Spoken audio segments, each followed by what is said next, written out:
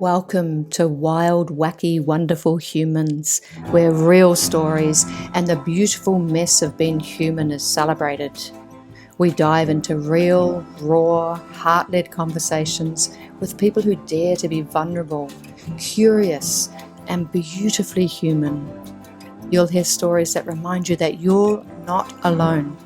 Your voice matters, and it's okay to be a walking contradiction, because that's what makes us human.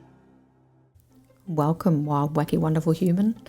In today's episode, I sit down with an incredible human, Kirsty Cooke. Kirsty is a musician, an actor, an entrepreneur, a conscious mother, an incredibly inspiring woman. She's built her life around freedom, creativity, and she does it with heart. She's a beautifully connected human.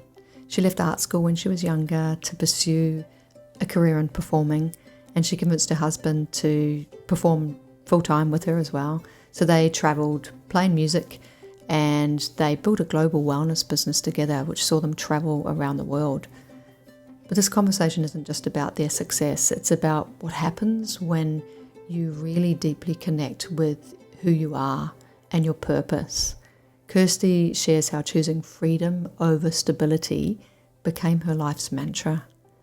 And she talks about how unschooling her children taught her so much about curiosity, and how motherhood, not business, became her greatest teacher.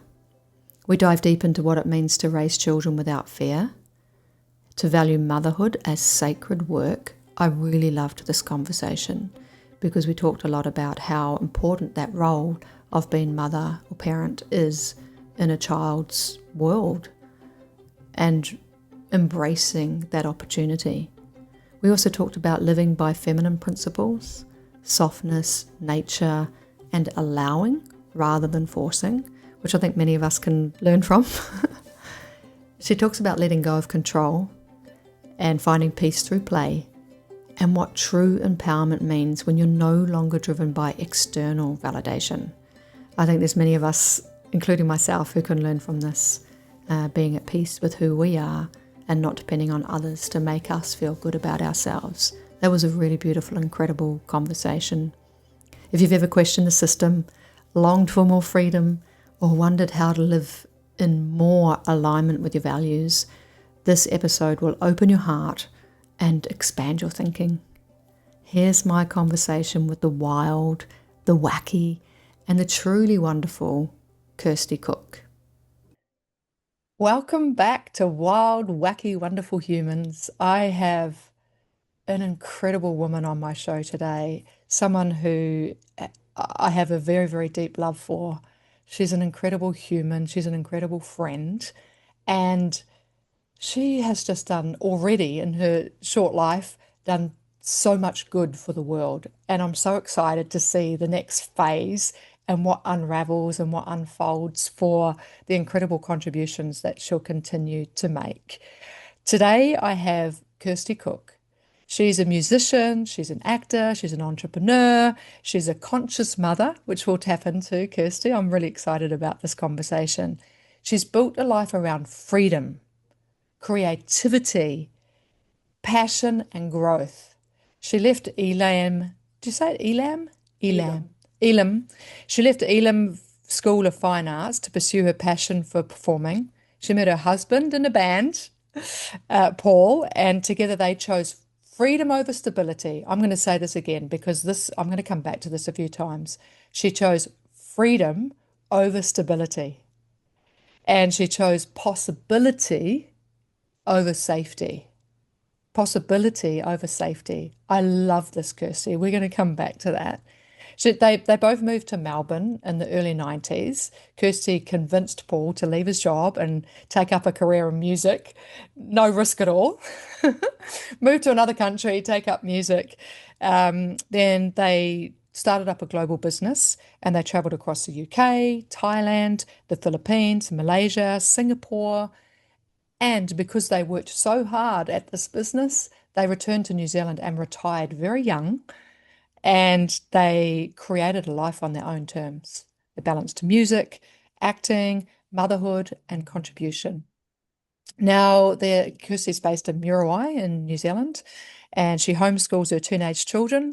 She runs mum camp retreats, which sound incredible, and that's for mothers. She co-creates a community food forest. I can't wait to talk about this one, Kirsty. And her next chapter focuses on wellness, feminine leadership, and empowering women to live from the center of her own universe. Wow. Welcome, Kirsty Cooke. Thank you. Wow, that like I just went through a whole lot of emotions just hearing that. I felt really teary and emotional when we talked about our friendship and tapping into that history that we had, and yeah, and just feeling just receiving that beautiful introduction. Thank you so much. Well, that's who you are, right? And it's funny when you hear Mm, your life on a page, when you hear someone speaking that out, that summary of your life and your contribution out, it can be quite humbling and it can mm, be, a reminder of the incredible journey that you're on. mm. And I mean, like if we go all the way back when you started out in art school, did you think you'd be living the life you're living today when you enrolled at Mm. Elam? No, no. How does it differ, the future that you saw? Or did you even see a future at the age of what, 17, 18? Yeah, well, it's funny you say that because when I look back at that time of my life, I really always did have that kind of free spirit. And what's interesting about going to Elam, it's so difficult to get into Elam. Only like 100 and just over 100 get picked out of the whole of New Zealand. And thousands apply to go to it. It's like the prestigious fine arts school in New Zealand. And then, so I was in there, and really all I wanted to do was be an actor and be a musician. But I thought, I was so good at art and I got in, well, I should just go. And then in that third year, I felt so out of integrity of, my purpose. And I am such a free spirit within a band at that point that I left partway into that third year and never got that degree. And I always think back at that time of my life. There was that courageous young woman already there who just wanted to live life on my own terms without the fear, just following my heart rather than thinking, oh, I finished the degree and I better do that. And because that'll mean I'll have that safety. And so I really look back then, and in a way, there was always that seed of how I'm living now, which is lightly and playfully, and well, not always playfully, but playfully in the way of just responding to what my heart wants rather than the fear. Yeah, So you started that really young because yeah, that's pretty brave to leave. Is it a 3-year degree? yeah, yeah, It's pretty brave to choose freedom and, living life on your own terms at that age. yeah, I I mean, think so. we tend to have more or less of an understanding of consequences at that age, don't we? Yes, yeah, So, but you yeah, trusted that yeah, and moved yeah, to an entire different country. yeah, yeah. Just had a dream to like make it in music and follow that dream. And I also, luckily, I had parents that weren't full of fear about me not completing that degree as well. Mm. They're both entrepreneurs. My dad, well, entrepreneurs in the sense that they moved from a farm, moved from town and businesses and bought a farm because they just wanted to be hippies and live off the land. So they left a system to live outside the system in a way. And then dad started developing properties. And so I had that point of reference that, yeah, which was different, perhaps different to just get a good education, get a good job, stay safe. So my parents never put any shame or fear or judgment into me when I said I'm leaving that degree. And I also look back at that and say, what a gift. How lucky was I? You know, no parent is perfect. But in that they did for me was so liberating, and it probably influenced quite a bit in my life. That's You know, incredible. yeah, I Yeah. think so. especially then, Yeah, because, the that's age right. that we are, it was Yeah, there was seemingly less freedom in the choices that we had. And before we started recording, we talked about how, there used to be a time, this is fading very quickly, where you had one job for life and you got the golden watch when you yeah, left, and yeah, so for your parents to provide that, I guess, permission in a way, because sometimes we're seeking permission, aren't we? yeah, They gave you permission to make the choice without shame, without blame, yeah, and really allowed you to nurture your heart yeah, and your yeah. soul and your creativity, which is, Mm, it's difficult to do as a parent too, isn't it? mm, Because you do fear for your children's future. Yeah, And and I think that's definitely fed into my own parenting. Um, how has that of showed up? oh, it's like again, just not projecting that fear of just, and it's been quite a fundamental thing, I think, in choosing not just to homeschool, but to unschool. Yeah, So tell us about this unschooling, because yeah, what's the difference for those who don't know? yeah, well, homeschooling is a really popular. It's growing. It's growing so far. It's a huge movement, and I think especially through COVID and post COVID. But there are many ways people show up in homeschooling. So some people just follow a curriculum. So they're literally taking their children out of school and doing the same thing you would do in school, but they're doing it at home. And they may be responding to different, maybe it's religious reasons, or maybe, that they just feel that the child will be happier there. And then there's all the way up the spectrum. There's even the Charlotte Mason version of homeschooling, which is literally sitting on a couch with a book and reading to your children, and that's that philosophy. That's what you do. It's really Is there based particular around types of books that you're reading, or is it just reading, just just read. That's called reading? the Charlotte Mason, and then all the way Interesting. through to unschooling, which is really no curriculum and allowing the child to just follow their own interests. So it's really based on that, the philosophy of child-led learning, Mm. and you're just really there to kind of scaffold or supply them with the opportunities that they are already desiring. You're not saying, right, it's time to pack that up and now it's time to go on to something else that you're not really even interested in. It's really just that child-led play. So there's lots of moments in unschooling that you can doubt what you're doing, and especially the older the children get. And there's been times in my unschooling journey when the kids are, perhaps that cusp where they're going from uh, primary school or sort of intermediate school into high school, and you've got friends that are in, the kids are in school and they're like, so and so got this award for this, and they got excellence in maths, and they're doing this in English, and your old programming and the beliefs and the conditioning can easily raise their head and question, you know, because there's my children have never even looked at a book. They don't sit there and do exercises in a book. Yeah. They're actually out at the beach playing, sliding down the sand dunes at this moment. So they're like, They're like, we got the best deal. oh, we got the best deal. And the best thing of all was I'm out there with them, with Yeah. other parents, and that went right through my play center journey,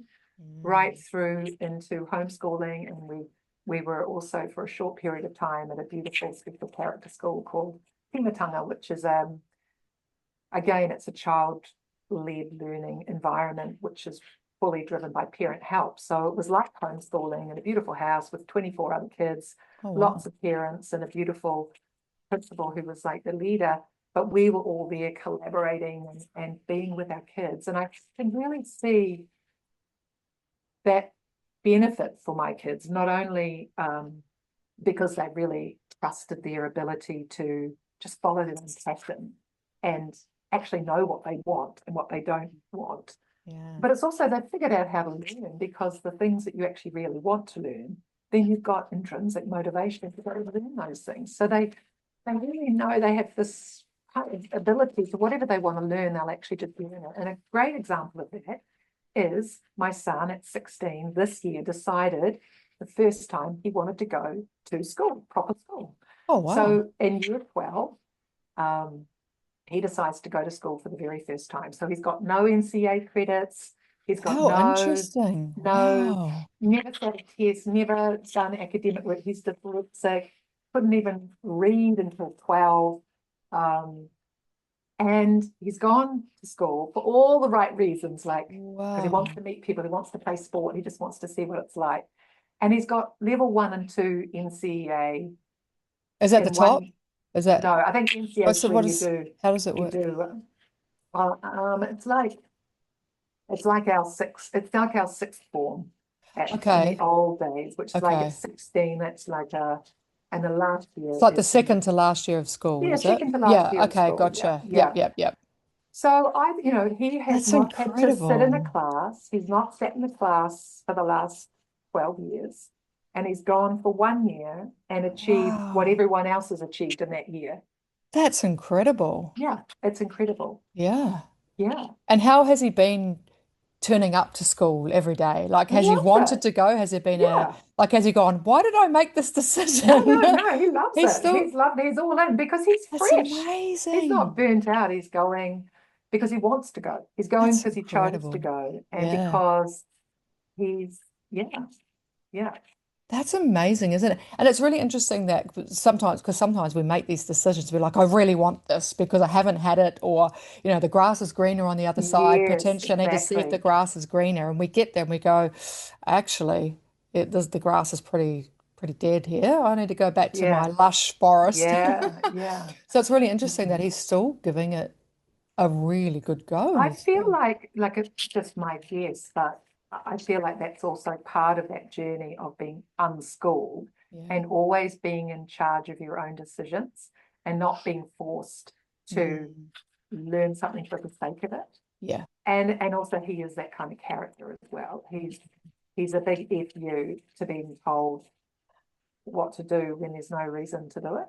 So what's he been like in the system then? Because He's often loved it. you're doing things that don't make sense. It's like, I why the hell am suppose, I doing this? well, that's right, because he decided he wanted to get that level 2 credit, which is what everyone gets in that year. He Right. decided he was going to get it. That was the goal he set himself. So he has ownership over that goal. He has ownership. He decided he's going to get that goal. Mm, And because when you have that intrinsic motivation, when you decide you're going to do something, it's way different to you're doing it because everyone else is doing it. You've been told you need to do it. You've got actually no idea why you're doing it. You're just doing it because you've been told. You just landed in this place that's what everyone's doing and it's what the system says. He owned it from the beginning of the year. He knew I'm going to get, no matter what, I'm going to get my level 2. I'm dyslexic. I'll figure it out. He just had that goal and that's what he didn't do anything more than what he needed to do. that's incredible. Nothing more. Like even now he's got his credits. It's like, why would I want to go to school? I've done what I need to do. So I feel like it's That's incredible. I love that that. clarity of who you are. Yeah. Yep. And Yep. what's the point if I don't have ownership of it? Mm, I'm not going to just do stuff for the yeah. sake of it. Yeah, it's Yeah. questioning. We're sort of learning to question. Yeah. That's incredible. What a great thing to take into adulthood as well. Yeah. So Yeah. did you start homeschooling and then unschooling? Or was it Oh kind of no, like I've always sometimes unschooled. homeschooling, No. sometimes Yeah. always unschool? Yeah. Yeah. Yeah. There's Okay. been moments where I've doubted Yeah. myself and Yeah. I've been tempted to, I might have even gone as far as to, buy some books and say to everyone, right, every morning between 9 and 10, we're going to do something because I've been overcome with that fear and doubt. And it hasn't lasted long because your kids whip you into shape. That's Like funny. and then towards the end, and even Lulu right now this year, because she has also chosen next year, she'd like to go and try school. Ooh. She'll be 15 next year. And so she asked to see a dear friend of ours who's a maths tutor and to get maths tutoring. She's asked to do it and she's Wow. loving it and he's loving Oh. her and she's so empowered and so she's asked to do it because Mm, she knows she wants to feel a little confident when she goes into that system. yeah. so I find that interesting as well, that when the time is right, they're clear about what they know they need to learn, and they've got ownership of it. And so instead of me saying, all right, it's your maths lesson today, she's not dragging her feet. She wants to do it because she owns that decision. Yeah, that's incredible. And so for our listeners who, have kids and they have thought about doing this, or they have seen other people doing it and not understood it, how do you interact with other parents who don't do this, who have their kids in the school system? And have you had any pushback from these parents? And if you have, how do you respond to that? And how do you, like you said, you have moments of doubt, and I'm sure listeners would have the same. They're like, I don't know if it's the right thing to do. Talk to us about, firstly, the decision making around doing it. Secondly, how you responded to any pushback that you may have had. And then thirdly, you've already shared a lot of the benefits, but how that outweighs, the decision to do it outweighs the doubt and the pushback that you've received. Yeah. So my decision around it, I think that also goes back to just my own values in life and my deep belief that systems don't actually serve us. And to me, the school system is so archaic and it's so outdated. It might have worked to control the masses, and in the Industrial Revolution, that's where really schools came from, and they really don't serve, especially with what's happening with technology, and this education just does not serve us anymore. And so I feel really deeply about that. And even when the kids were toddlers, I made that decision not to go into a kindergarten, for example. I believe that parent as first teacher is the best thriving start for those little humans. So I chose to go through play centre. How did you know that, Kirsty? Like, how did you, because most parents would just go into the system, like you just go into the Yeah, system because that's what you do. How did you know that yeah. that was a choice? I feel my mum took me through play centre, and so she'd always talked about the joys of play centre. Play centre is, parent as first teacher, you're there with your child. And I suppose she just had such joyful memories of it, about the community, about playing, and playing and being with your kid. And so I came to parenthood quite late because we'd built a business, we'd created that financial freedom.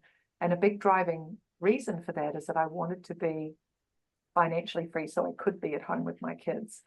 So, I don't know where that belief system came from.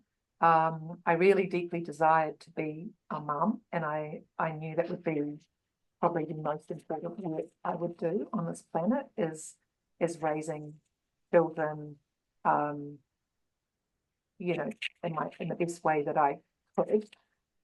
So it was probably a combination of things, and financially, because but even then, I would say to people, my mum in the 70s on one income with 3 children, she didn't go out for cappuccinos every day, and she didn't drink bottles of wine. She didn't go on holiday. They had a really bunger of a car.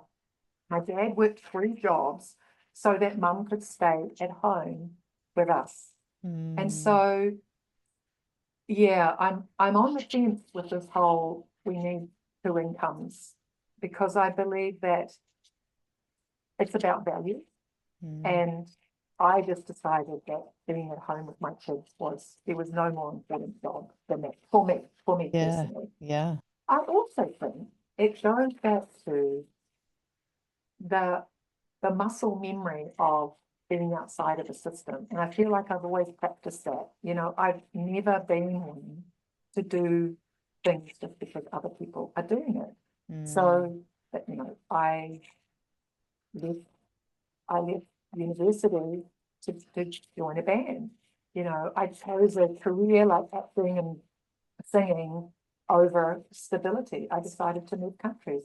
We got into the network marketing business and created, our wealth. I didn't vaccinate my children.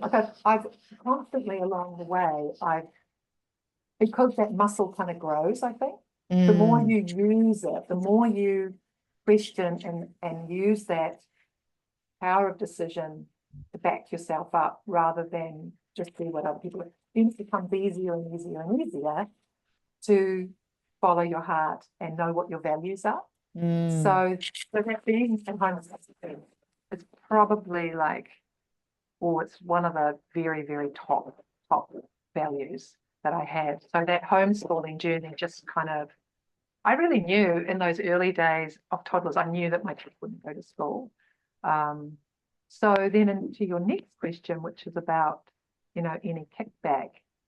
Again, I feel like it's just knowing your heart and knowing what's right for you. I've never been, I'm quite strong in that, so I don't feel like, I've never felt the wobble of people's disapproval or judgment of me.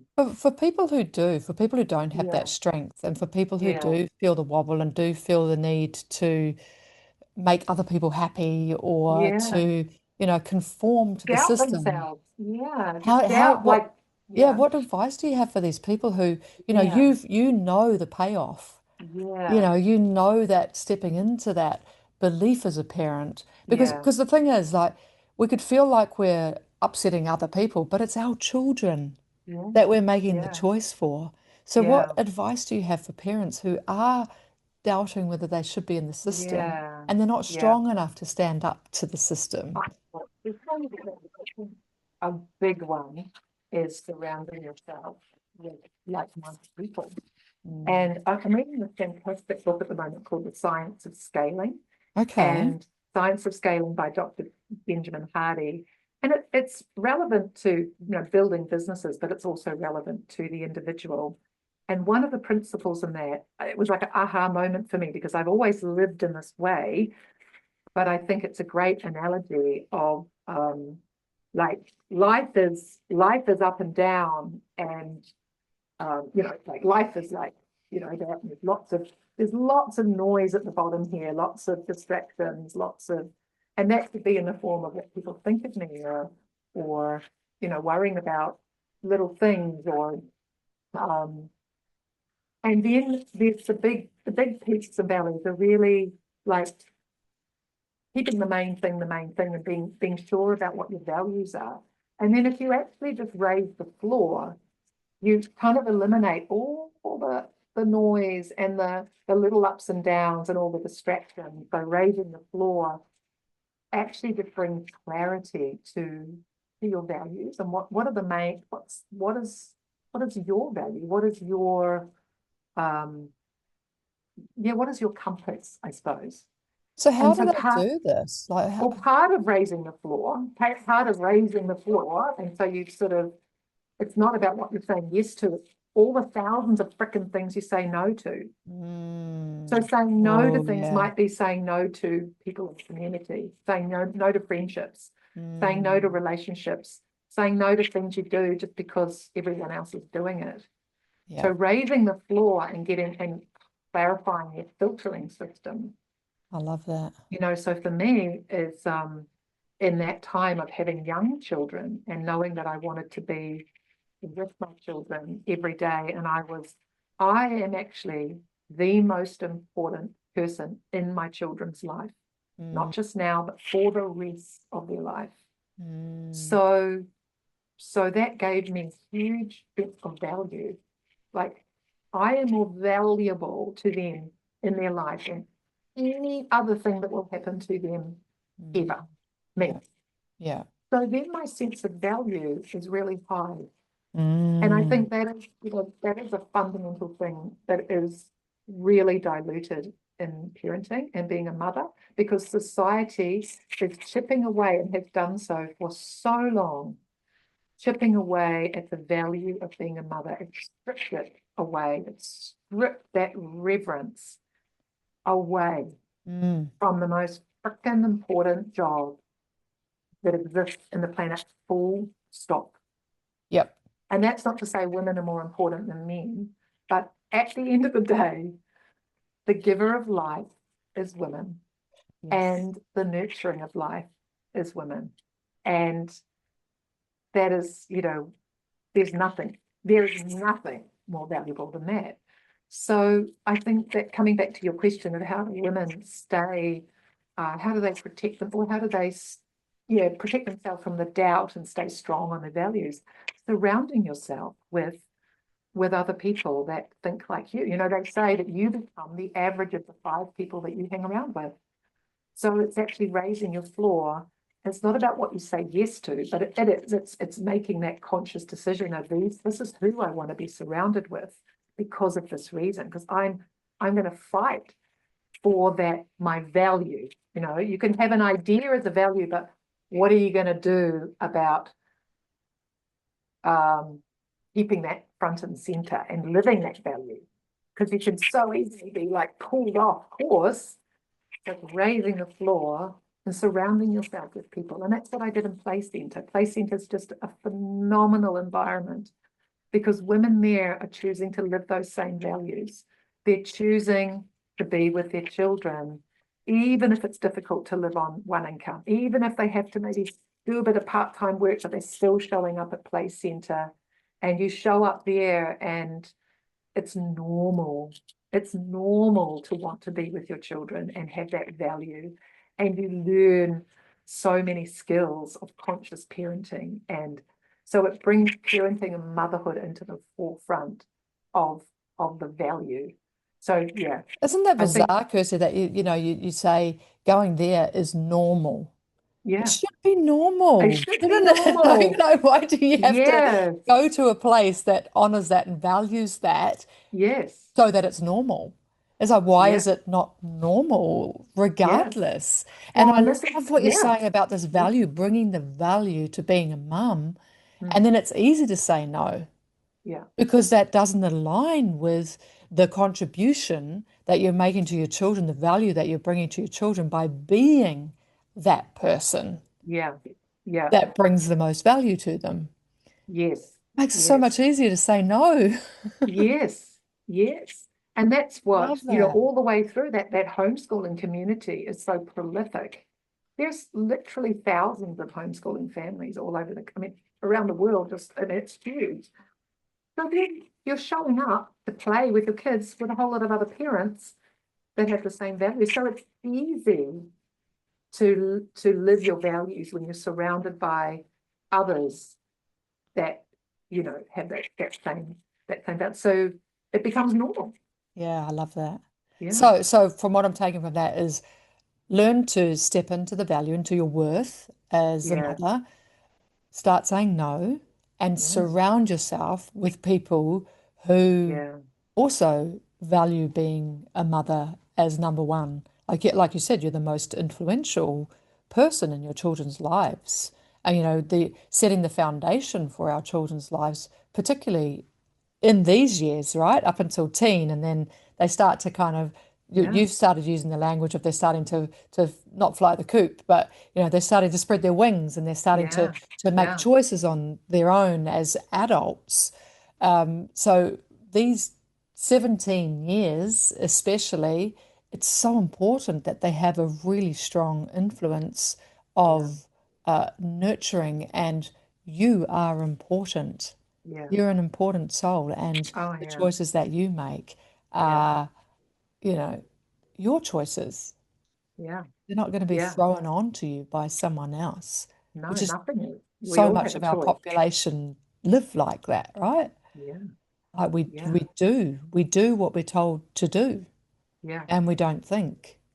yeah. And I'm seeing that more and more with, younger people. I'm in Melbourne, and Mm, I see a lot, and I don't know if you see this in Auckland, and particularly because you're surrounding yourself with people who have the same values as you.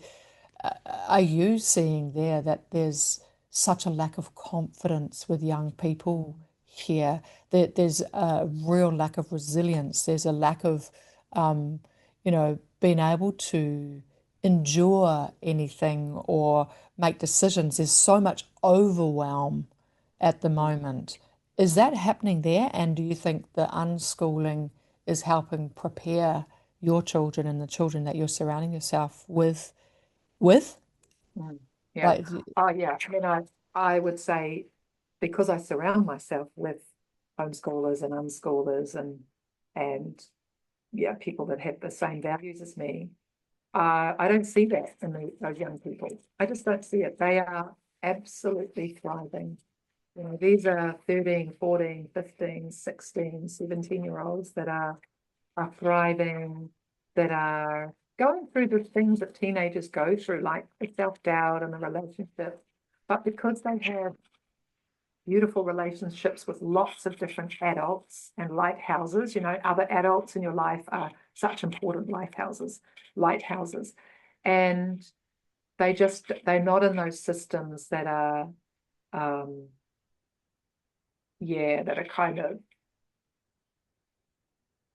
they're really breeding grounds that exacerbate the challenges that teenagers go through, like the self-doubt and the relationship and the bullying and the meanness. And so I really, and the resilience thing, well, definitely with homeschoolers, they are so self-directed because they're doing it because they want to do it. And yeah, but I think, I definitely do see that, in society as a whole, to me, it's the opposite of raising the floor.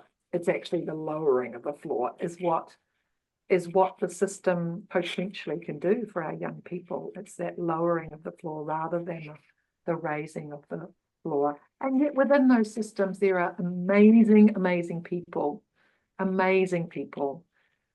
It's just, unfortunately, the system itself um, is the system, and as Dr. Ken Robinson, who's a fantastic author to follow if anyone's interested in understanding education, he says you can't take something beautiful and put it into a broken system.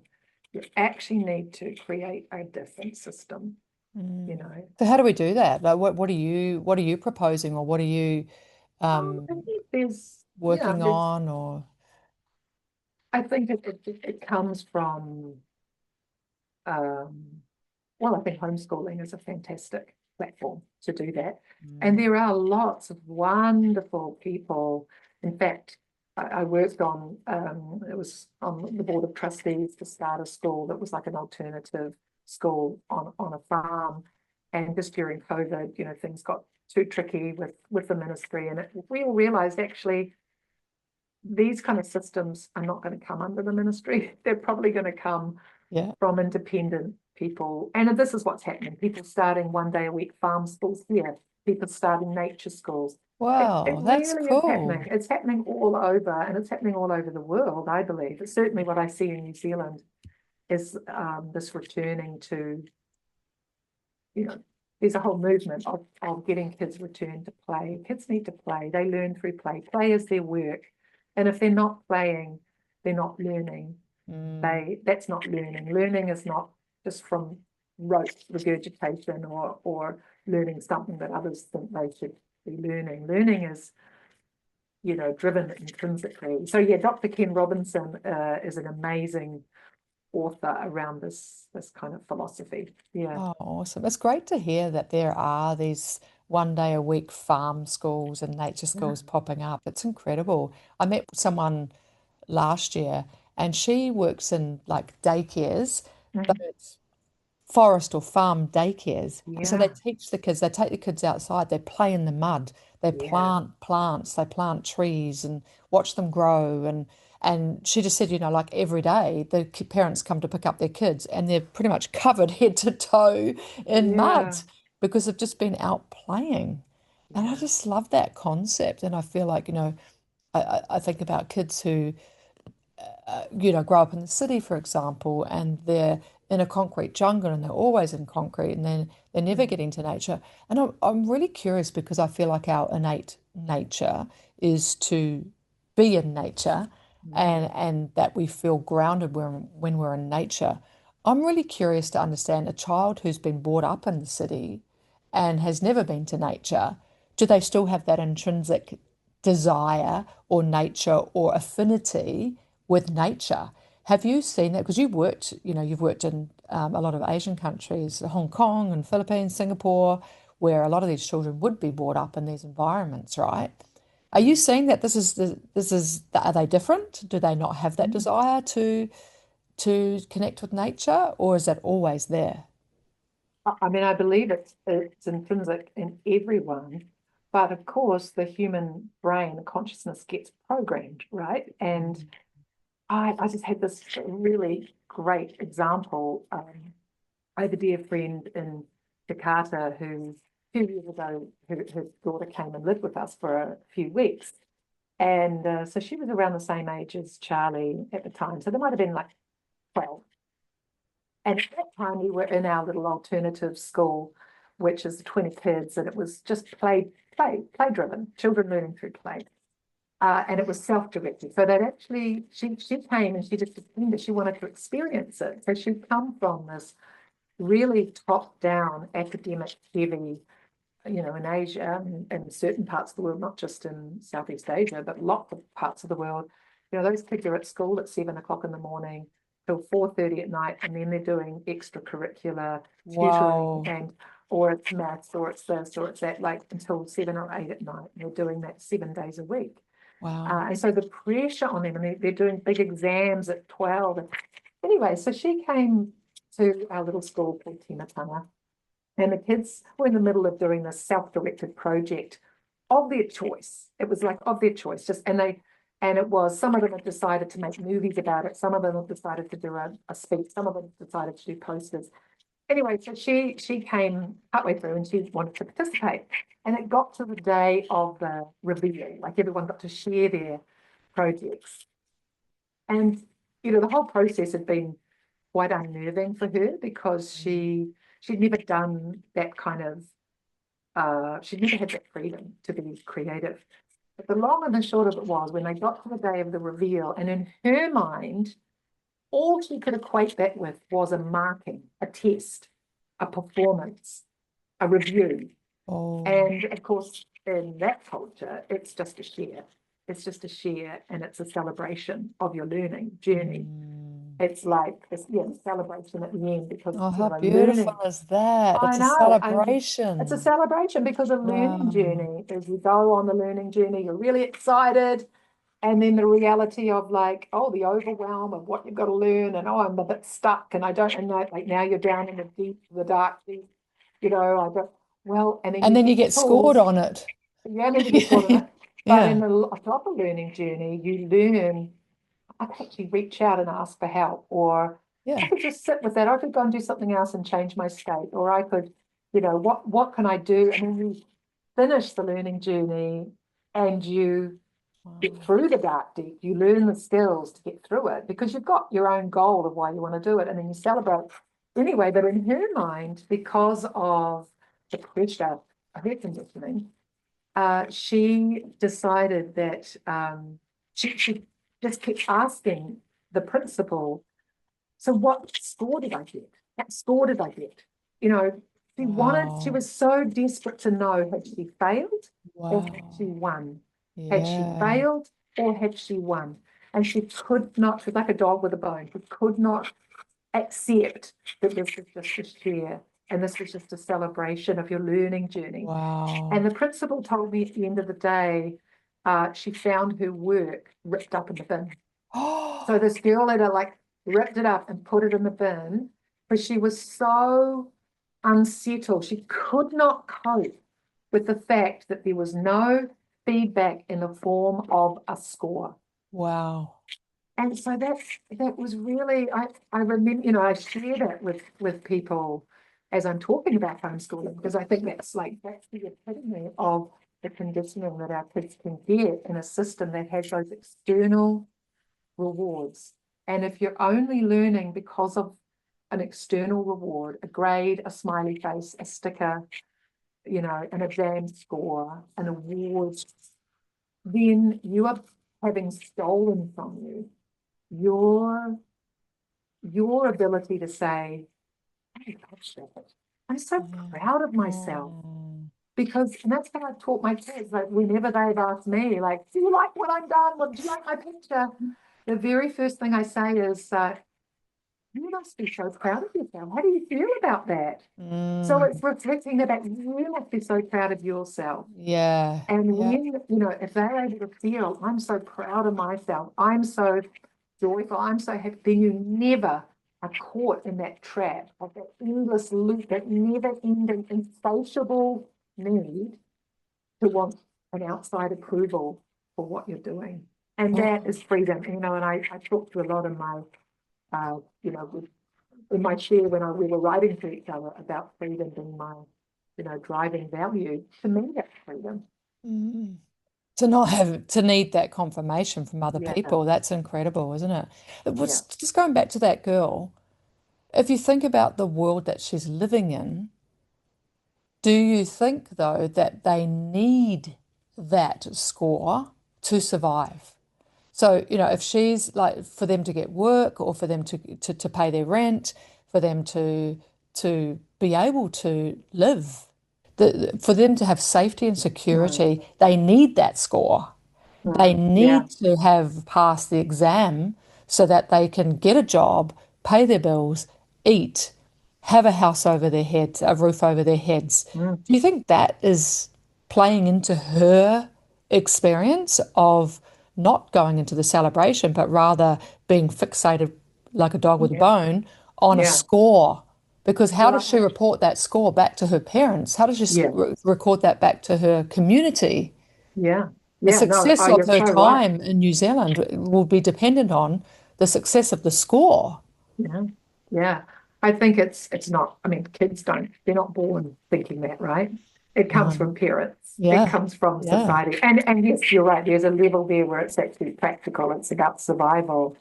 Um, but I think the world is such a changing place that entrepreneurship and the ability for anyone to rise up and create success, um, you know, comes from critical thinking and innovative thinking and imagination and not being worried if you're going to get a score. So it doesn't matter where you are in the world, no matter how hard it is for you to survive in a certain community, actually, your biggest assets are, you know, the ability to take risks, the ability to imagine, the ability to create, to think for yourself, to have that resiliency. Actually, more than ever in the world, humans need those traits over and above, getting a good education and a good score. But Especially in those systems, right? yeah, And that the system that she's come from, if you have that tenacity, if you have that proactivity, if you have that resilience, then you can make things happen. We've yeah, seen time and time again hugely yeah, successful people who didn't go to university. yeah, They've created empires. They didn't have an education. yeah, We're seeing that time and time again. So it really yeah, demonstrates that, yeah, although a lot of people get caught in, well, majority of society gets caught in that system, right? yeah, yeah, The people who really break out of that system are often people who haven't followed that path. yeah, yeah, Yeah, that's for sure. incredible. Yeah. Yeah. So let's go back into you chose freedom over stability. I love this. What to you, Kirsty, what does freedom look like? Because for everyone, freedom is different, right? Yeah, You've talked definitely. about the freedom being, that you don't need confirmation or affirmation from outside people. What else does freedom look like for you? Hmm. I think at a practical level, freedom means just being able to do what I want when I want to do it. So freedom means choosing to live my life on my terms. Freedom means not doing something just to pay, not doing something, not renting my life out to build someone else's dream, freedom means standing in my own truth and building my own dream. So freedom means, yeah, following my choice, not feeling like the choice is being made for me. So Yeah, what does that look like for you right now? that it's looked like that for quite a long time, really, is again, on a practical sense, it's filling my life up with everything that I want to be doing, whether that's homeschooling my kids, going to yoga in the middle of the day, traveling the world, we travel a lot.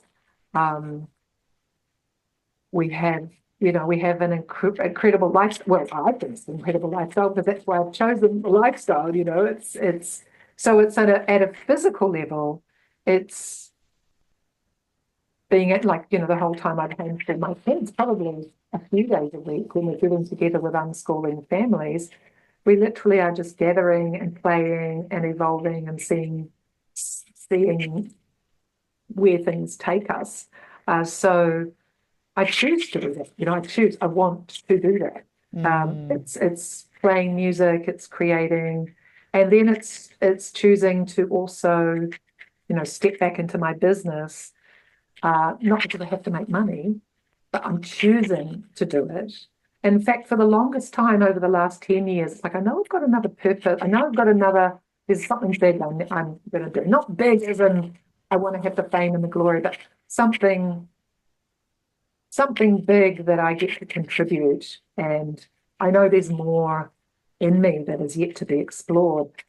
And I actually have said this to so many people, is that it's a blessing, and also it's a difficulty because I don't need to do anything for the money. The motivation is purely coming from a spark of a purpose. So what's the motivation right now to step back into the business? Yeah, the motivation is definitely about raising up women. Uh,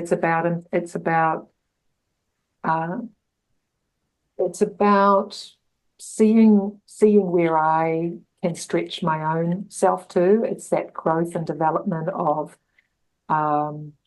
just continually working through the limits that I've placed on myself, and just continually holding up that mirror and being excited and curious about where I can evolve to.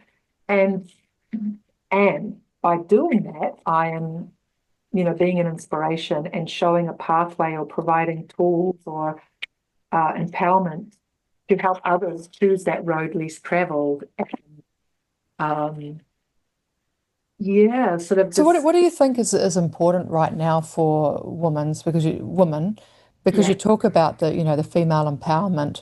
yeah, What's either lacking, or what could be stepped into more, what yeah. could be embraced more for women to be able to be more empowered? What are you seeing at the forefront of that change? Yeah, there's so many things. And I just had the privilege of being part of an amazing women's circle over the last few years, which was like around the feminine principles. And it's been a journey for me as well, being in leadership and being in business, of finding that place in leadership and in business and in life where you're not just wearing the mask of being of femininity, which is over the top of the masculine mask, right? Yes. Because I know in the early days of me building a business, I wanted to be a leader, and all I had were male role models. So I was acting like a man, Yes, you know? yeah. Yeah, and And there's then many books written about this, to oh be God, successful, you've got to be a badass bitch. yeah, Like yeah, there's so much about that, yes, and, like knocking right. through the glass ceiling, and, That's you've got to right, because behave like one to be like one. And that's there's right, because so many our of these society is analogies. based on that patriarchal Mm, model. mm. And we are led to believe that's what creates success.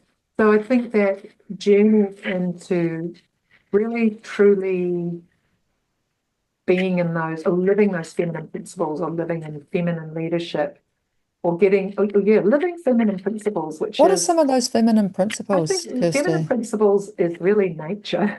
Nature is feminine principles. Nature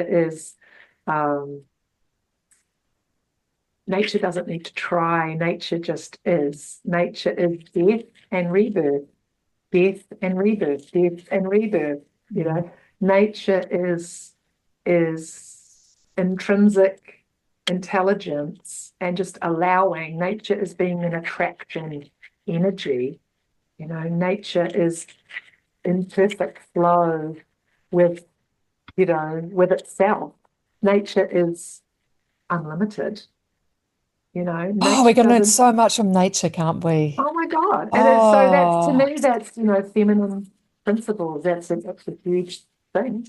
yeah. And yeah, so I'm really still deeply in that process. I think it's a lifelong process because we have so much conditioning away from feminine principles, and there's so much fear and so much bullshit around what it is to be feminine. And even more these days, we have to protect our teenage daughters from what it is to be feminine because they have so much conflicting imagery of, what is yeah. So Yeah, Kirsty, for listeners who are listening now who yeah, either are wanting to step into that feminine empowerment or have a partner of someone and you want to support them to step into that feminine empowerment, what's one or two things that people can do immediately to firstly to step into it and secondly to allow themselves to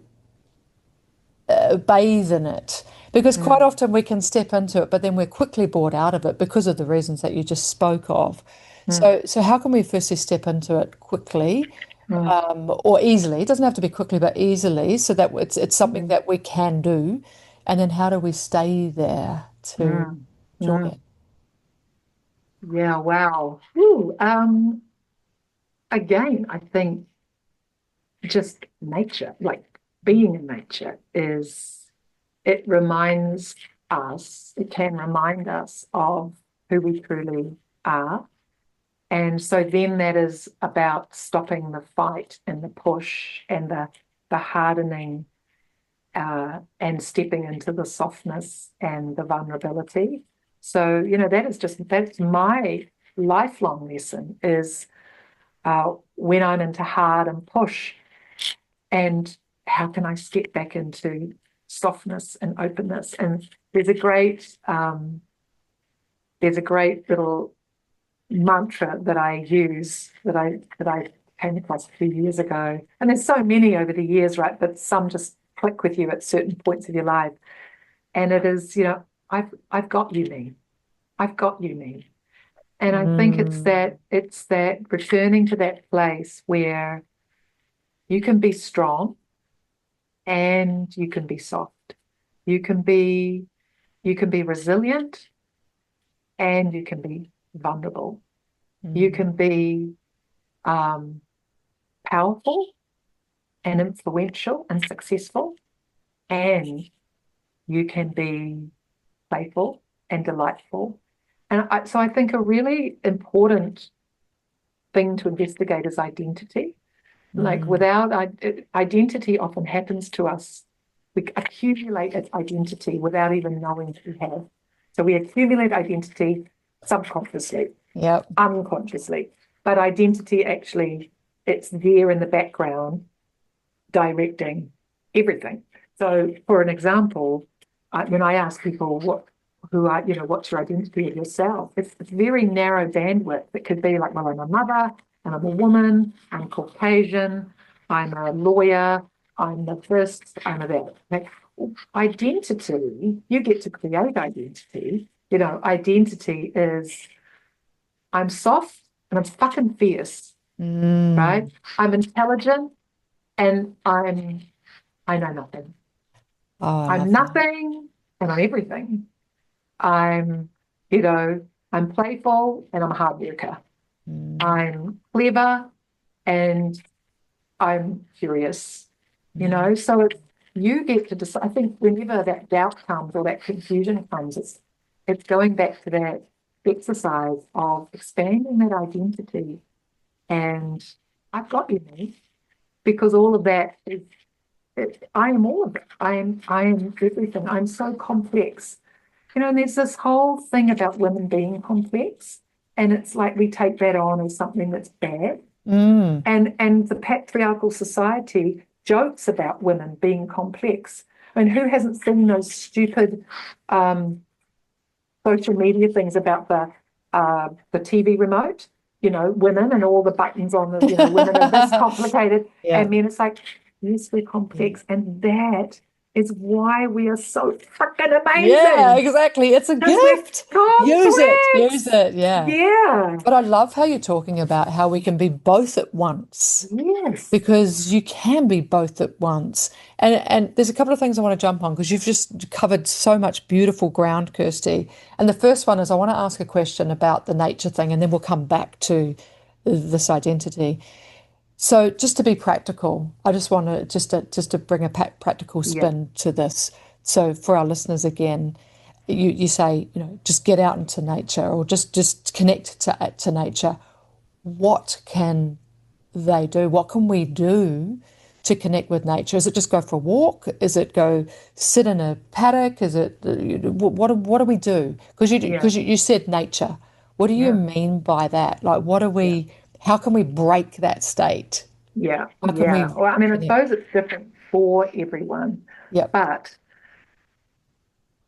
and I think it's actually more complicated than that, but because we have our own set of rules that give us permission to feel connected to nature.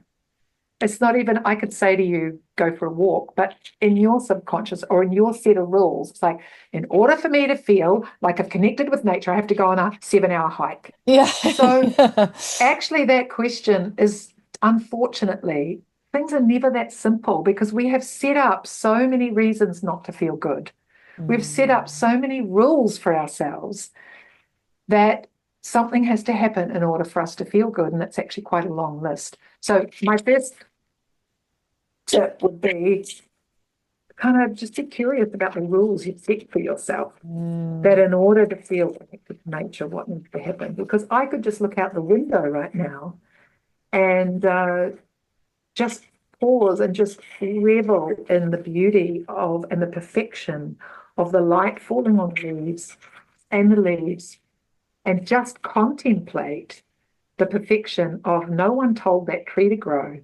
It just had its intrinsic wisdom. It was unfolding as it should, perfectly. Or you might need to go and, go skinny dipping in the cold ocean, whatever it is for Yeah. you. Yeah. But I think it's also like, stop making excuses. Consistency is hard and excuses are easy, which lead to a hard life.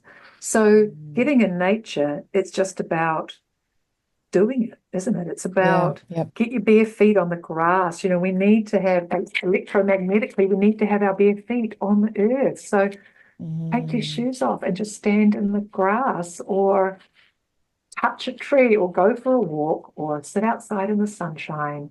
Just feel that, so I think it's different for everyone, but fundamentally, it's stop making excuses that you don't have enough time, or that you're nowhere where there's a huge bush or a big beach. Those are just rules you're putting on yourself. Nature is everywhere. You might even have a house plant, right? That you can just focus on a house Exactly. plant. Yeah. So what I'm Yeah. hearing is like, look at the rules that you've created for Yes. yourself, I because think that's that's number it. one, right? That's number one. Secondly, stop making excuses. I mean, we can make Yes. excuses by using the rules, Yeah. and then just do it. Just Yeah. get out there, or in your home, if you can't get out, take a moment to just be curious. Kirsty, Yeah. curiosity is my favorite behavioral Yeah. trait of all time. I often Yeah. say if I could have one behavior for the rest of my life, it would be curiosity, because Yeah. I feel like curiosity is the thing that brings light to it, dissipates it, it eliminates doubt. Yeah. If you focus on curiosity, you're bringing to life no expectation, You've got no blame, you've got no shame. You're living in the present moment when you're curious. And Mm, I feel like you just tapped into that. Just find the thing. mm, Find a thing. Doesn't yeah, matter what it is. Be curious about a thing. yeah, And then that yeah, takes you to that connection that we need to remove ourselves from, whatever it is, tapping into the identity as well. So, yeah, we often, you mentioned about the identity, we're either one thing or the other when we can be both. yeah, We don't that's right. have to be both. So again, bringing curiosity into that, Yeah, allow yourself to be fiercely, fucking incredibly powerful and very, very soft and quiet and contemplative all at once. yeah, And the yeah, way that we do that, again, is bringing that curiosity to play, right? yeah, yeah. It is actually a lot of curiosity is also play. Mm, Bring curiosity to play, but curiosity actually is play. And that's, to me, that goes full circle into this homeschooling journey and what I've witnessed raising my kids, and actually how, for the most part, all they've done is played. That's been their education, is just playing. Even incredible. I'm talking even when they're like 15, and play So changes, but incredible. I it's love so it. incredible. And that's what we can lose as adults. And I think we're the only mammal species that stops playing in adulthood. Oh, it makes me so sad. It is Because sad. So there's a play is so play important. is so important. And that's Yeah. that lightness of how we respond to things. If we're responding from play and from curiosity rather than like, I've stuffed up, um, what's going to happen now, or fear, Mm. then yeah, that playfulness, yeah, means you can be a hard ass and getting the job done, and you can be playful and light-hearted at the same Yeah. time, right? Because Yeah. it's play, it's all just a game Oh, gotcha. anyway. And it totally Yeah, is, isn't it? yeah, And we just take it all too seriously. yeah, Yeah. And yeah, also, like, we're kind of, I mean, clearly for your children, this is incredible, but so many people are brought up with the blame shame game. yeah, And I feel like in the community that you've immersed yourself in is that I would feel that doesn't really, I mean, obviously it exists, but it's not a default behavior potentially. Would you say that that would be true? Because in society, that's a default behavior for many people. yeah, yeah, Like you think about yeah, people who sue people, and like as soon as something happens, I'm yeah, going to get you, or you shouldn't yeah. have The done that. blame, It's often yeah, that's the response, right? yeah, Because we kind of yeah, had it ingrained in us that you've got to blame and shame people for yeah, things that happen to you. I trip over on the pavement, I'm going to sue the government. yeah, But well, I yeah, should have been yeah, looking where I was walking. yeah, We don't yeah. take self-responsibility. That's right. Yeah, So do you yeah. feel in the world that you immerse yourself in, there's less blame and shame?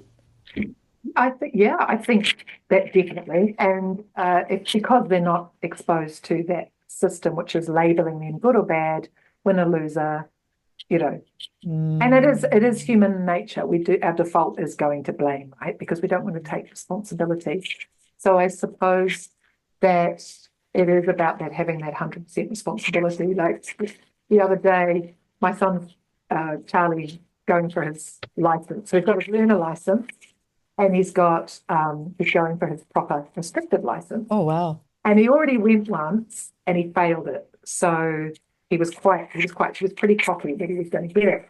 So then we booked the second time, and my husband had to pick him up from school early and ride halfway across town, and it's cost us another $100 to sit the thing. And they're almost there, and he's forgotten to take his driver's license. So we couldn't sit the lesson. So that was just wasted. Oh, no. So then, as he's calling me on the way home, and he said, "I suppose you're going to make me pay for the next one, aren't you?" And I said, "Yeah, I am, because." And I didn't need to say, "You didn't need to be on your phone before you left. You should have had a list." I wanted to. Mm. Every cell in my body wanted to shame it. That's my parenting. Right. That's how Yeah. we were parented. It was Mm, like right there. And I mm. even started to say those things. It's like, it's so there in us. This is so intergenerational. Yes. This need to want to blame and shame and like vomit over people, what they're doing wrong.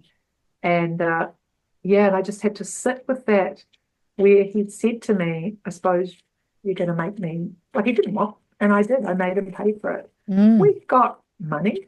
mm, We can pay for it, mm. but that's not the point. How is he going to learn that lesson to Exactly. find, he's dyslexic, he's a teenage boy, his brain's not on board. Of course Mm. he's going to forget stuff. So I'm Yeah. not blaming him for that. That's No. just, it is what it is. The point is, how do you learn from this situation to build better skills to remember? Because if that's going To to be a make better challenge, choices, make right? better choices. Yeah, And yeah. if you need to write a list for yourself, like I've told him over and over again, maybe because of your dyslexia, and you're like, how can you find ways to remember how to do things? Because keeping it in your brain, it's not a long-term strategy for life. Yep. You got to figure out ways that your way is different to my way. I have a list, but you do it, but he Yeah. refuses to. So the only way he's going to learn is by taking 100% responsibility for things. Yeah. And as a parent, that's really difficult, especially when you're an older parent, you might be more financially stable, you've got the means to pay for things, to actually sit in that discomfort of them hating you because Mm. you're mean and because you didn't pay for it, and you could pay for it, but you know that the better choice for them in the long run is to do that. So I think going back to your question about blame and shame, it's also about empowering ourselves with 100% responsibility, Mm. sitting in that 100% responsibility. Yeah.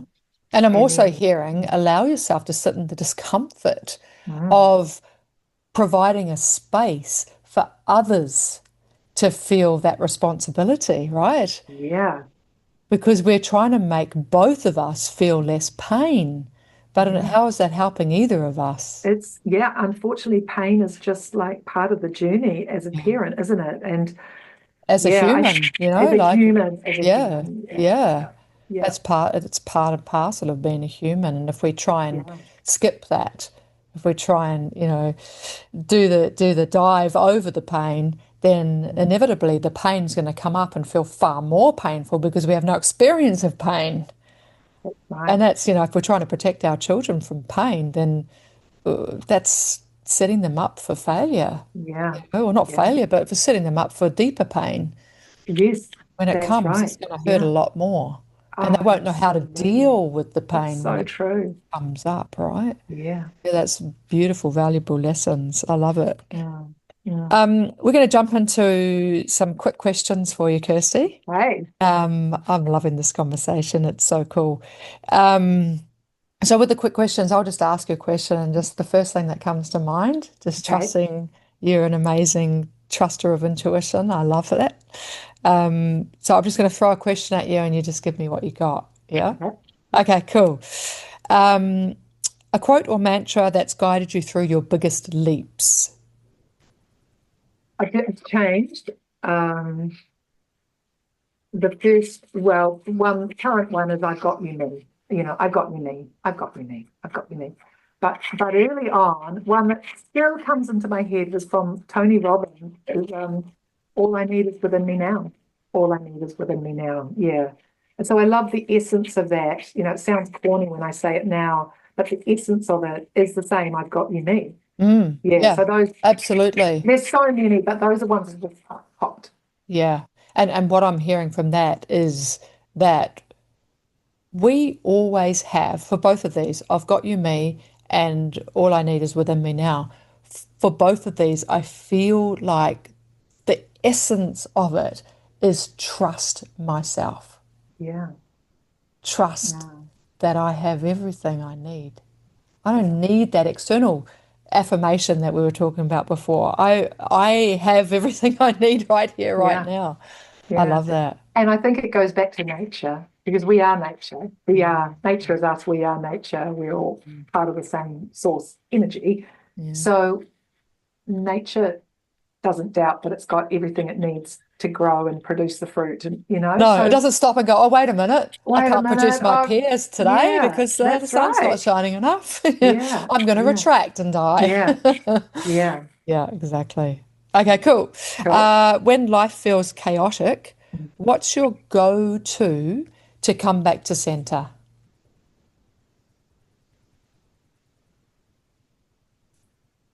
I suppose it depends where I am, and what it relates to. Like two things came into my head right now. One was uh, I have a bath, or I go into the spa, and what that is about is water. Like, I think it's water, and there's something, I've always done that. I've actually always had baths with my kids right up until it isn't appropriate, but just Yeah. getting in water, getting in hot water for something, that's not a practical sense. That's more of a nourishing and nurturing place. But I think, And you feel like that centers you? Does yeah, that bring you really out of the does. chaos and Yeah, there's into? something about, yes, yes. It's something like it's an embodied thing as well, because maybe it's that supportiveness, it's the warmth, it's the cocooning, and maybe for me, it's like pausing and stopping. Because I am that sort of person that is always on the go. I'm a doer. I'm not I can be in my doing, not in my being. So sitting in a bath or a spa, and I'll have a spa most nights and just look at the stars. But it's like that water, it's that pausing, it's that stopping. But I suppose over and above that is just going to breath, through my breath, just making sure that my breath is going deep into my belly, because I feel myself when I'm out, and I'm not in flow. It's, my breath is shallow, my breath is intention, So if I just really just put breath right deep into my belly, and I just even hold my breath a little bit there, so let that oxygen just circulate, I can feel my body regulating. Yeah. So That's that's beautiful. another Breath is practical one as so well. undervalued, isn't it? Yeah. We don't talk about breath enough. Yeah. And I love that really simple practice that you do is breathing into your belly and holding the breath in your belly. Yeah. That's a Yeah. really beautiful, simple technique for Yeah. breath, right? Just Yeah. bringing the body back to calm and Right. And you equilibrium. kind of only need to do that. You only need to do 4 or 5 breaths like that, like a deep, slow breath into the belly, even just holding for 4 or 5 seconds, and then just gently letting out, and then do that for, honestly, with just your whole system is regulated. So Yeah. true. Yeah, I love that. Mm. What's a moment in motherhood that changed the way you see yourself? So many, and oh gosh, again, like two is coming up. One's at the beginning of my journey with Charlie, and one's recently this year. The first one was, I was very little. He was baby. He was only like a month or two old, and I was up in the night, maybe in that first month, brand new baby, and I got up in the night to breastfeed. And I'm super sleep deprived. I'm in the middle of the night. Everyone else is asleep. We'd gone to stay with mum and dad, Paul and I, so we could be sort of cocooned with mum and dad's support and help. So the house was quiet. I got up, I was breastfeeding, and I looked down at his little face, and I feel emotional just talking about it now. And I had this, it's like a vision of an ancient experience. And I was a mother, and I was somewhere like Africa or something like that, and I was starving, and I had no milk to feed my baby. I just had this sort of like, oh, it just landed in me, this vision.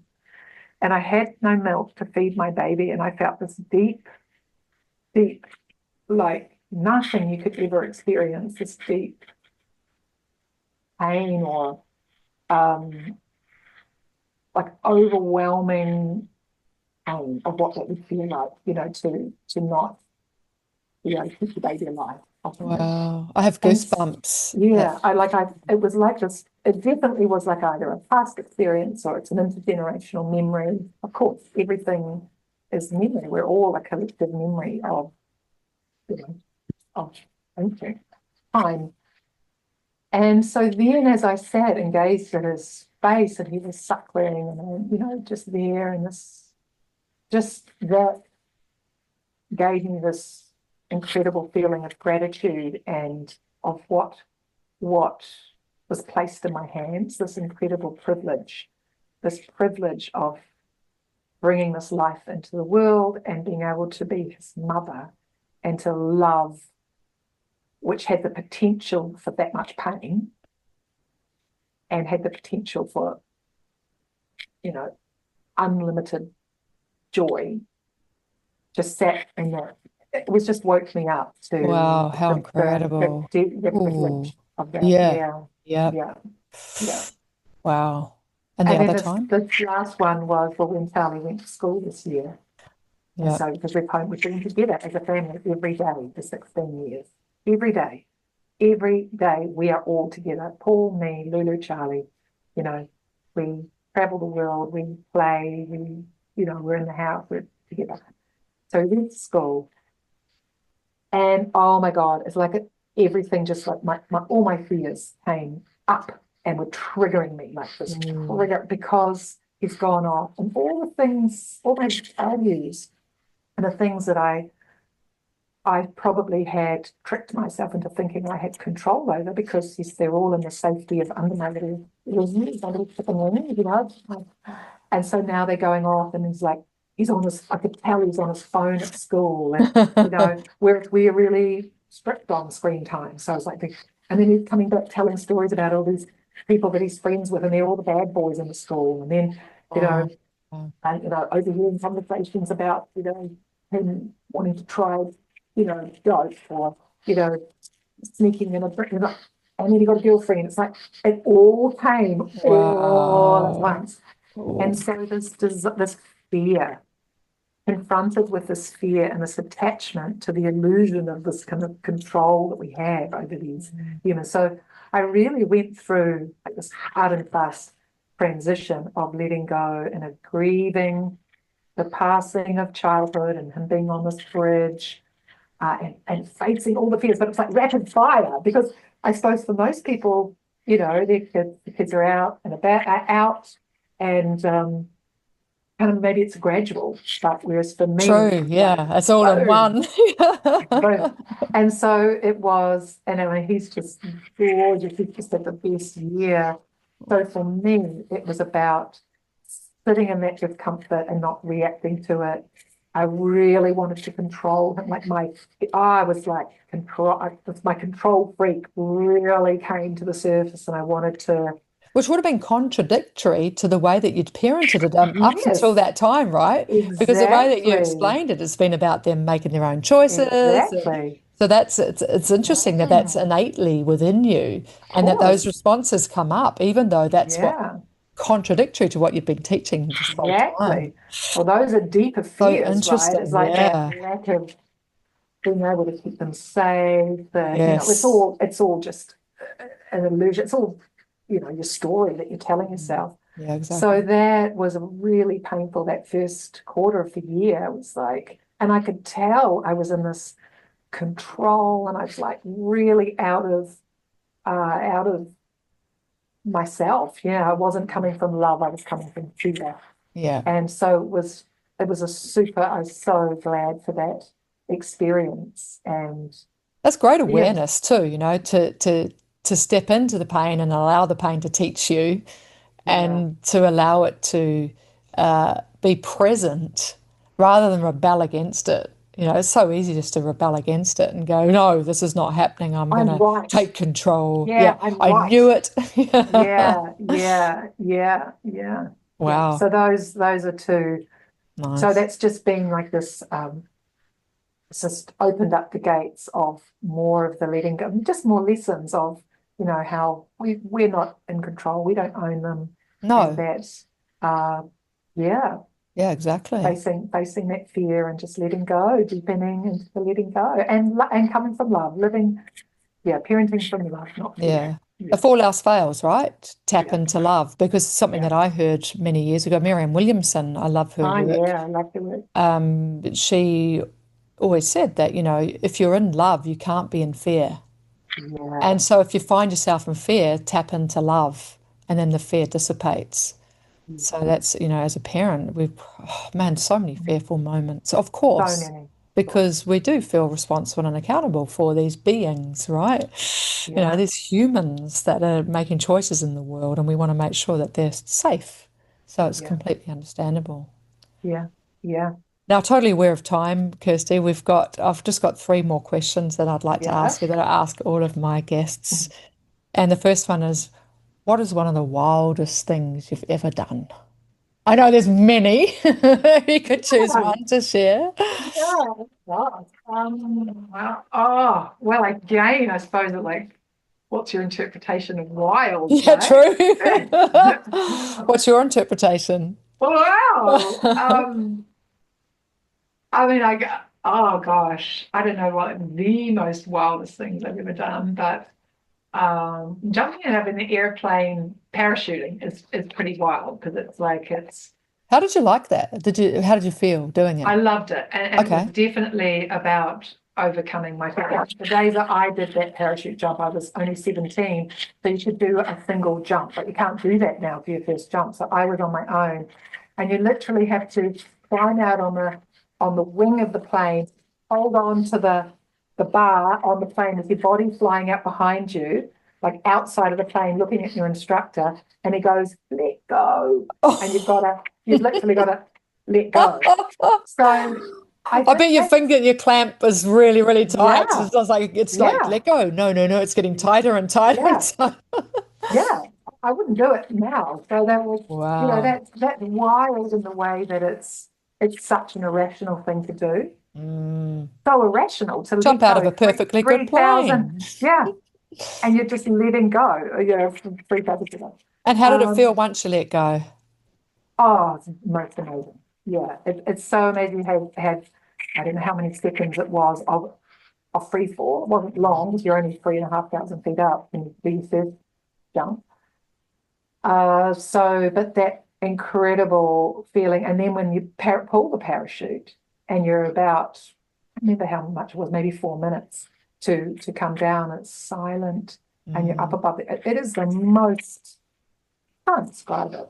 Yeah, I've Yeah, done it's a hard. tandem and Yeah, I yeah, loved it. yeah, He's like, how are you yeah. feeling? I'm like, it's fucking awesome. And Oh, he was in hysterics. yeah, yeah, yeah, yeah, 15,000 feet or something. It was huge. yeah. But it was tandem. So I haven't had the same experience as you. Yeah. Oh, it's the same. And then it's, still, Crazy. yeah. So I think I suppose that's wild. Yeah. I think, It's pretty wild. yeah, I've What about one of the wackiest things you've done? wackiest.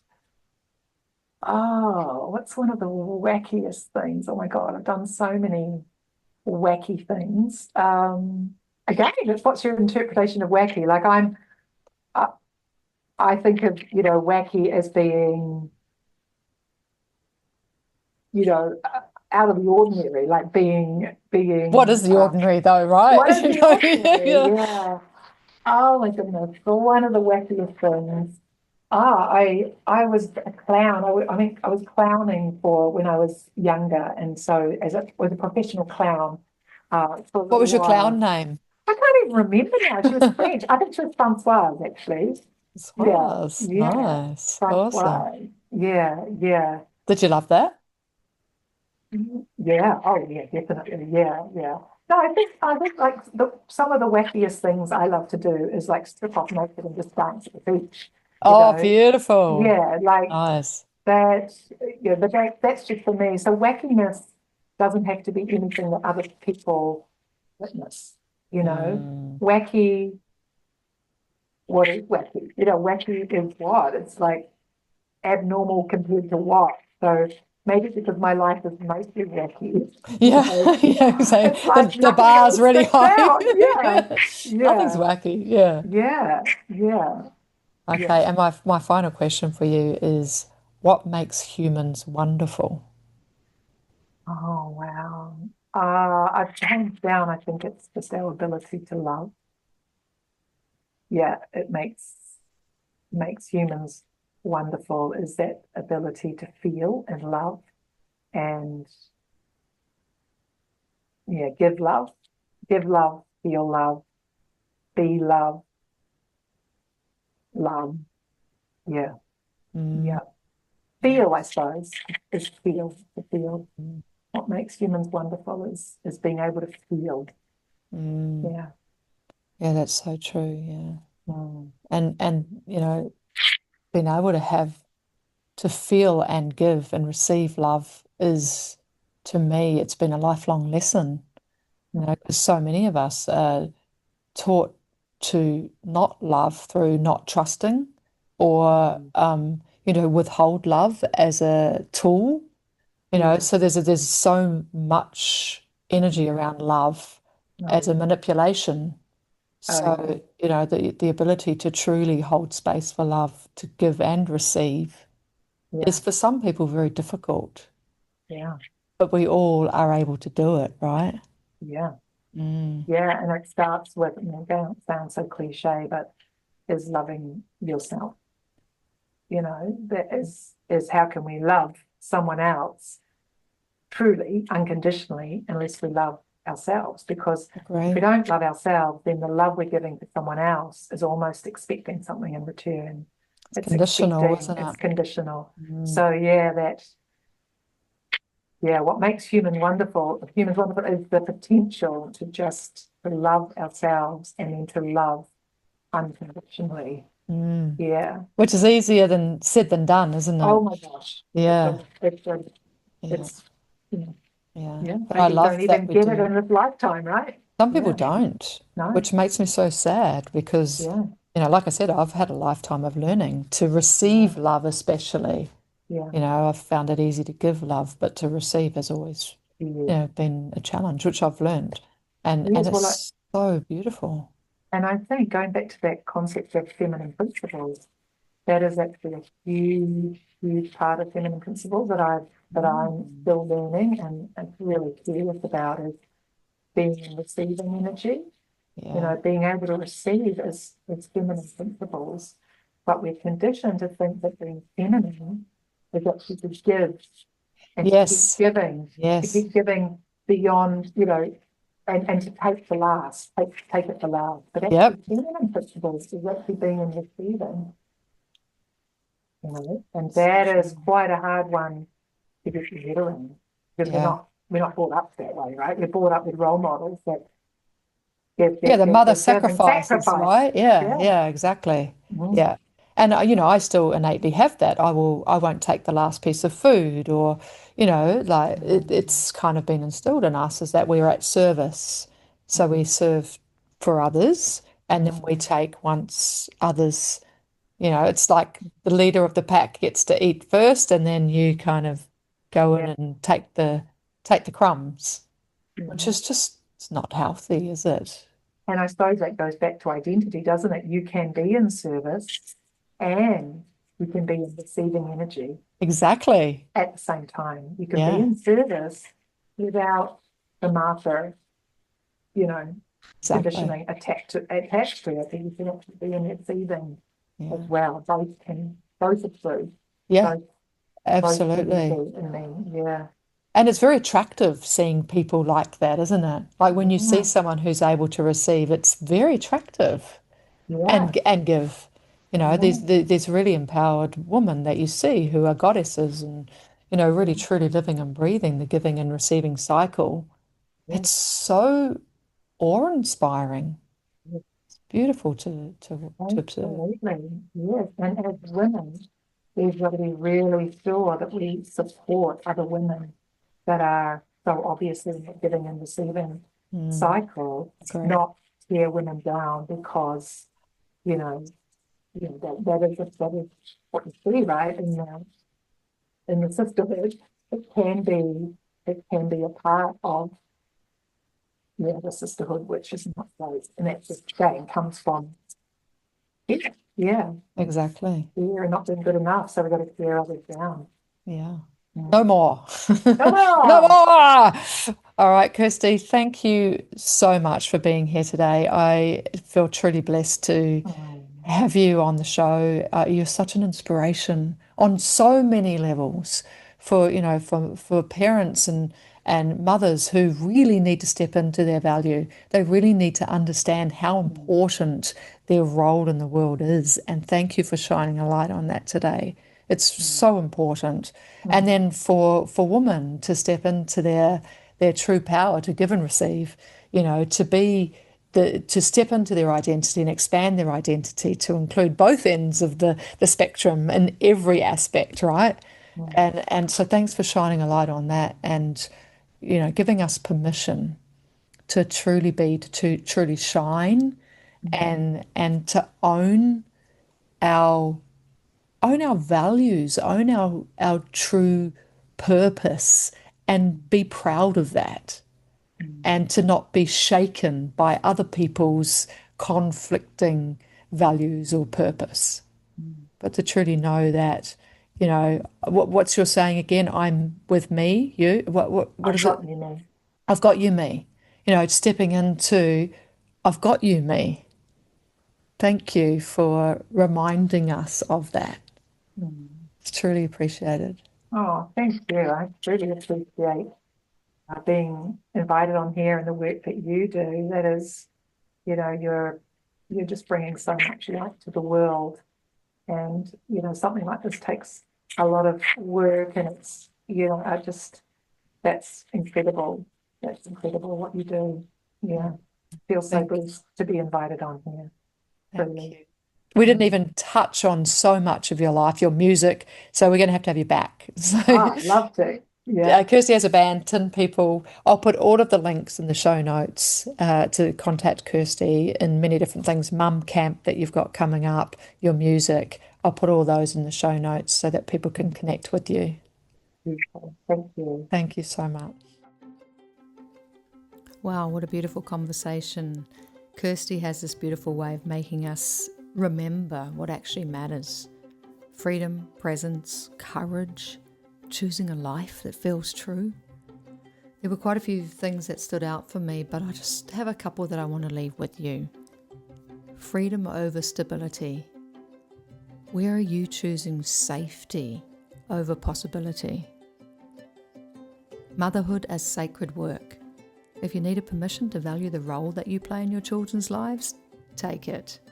It is such an essential role in our world, in our society. Sacred parenthood is such an essential thing to really embrace and allow yourself to step into. Identity.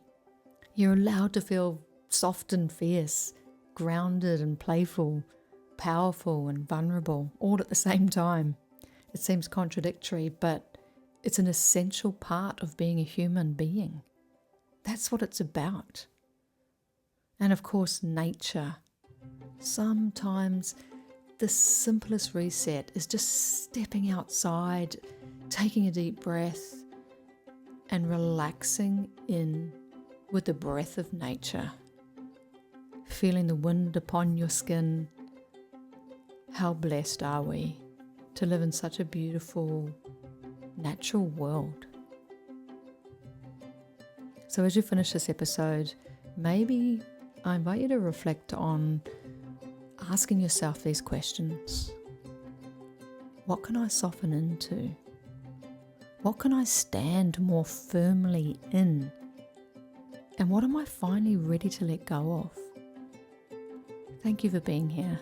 Thanks for listening and for being a part of this beautiful, wild, wacky, wonderful community. If today's chat with Kirsty sparks something within you, feel free to share it with someone else who needs to hear this message. And I'll see you in the next episode.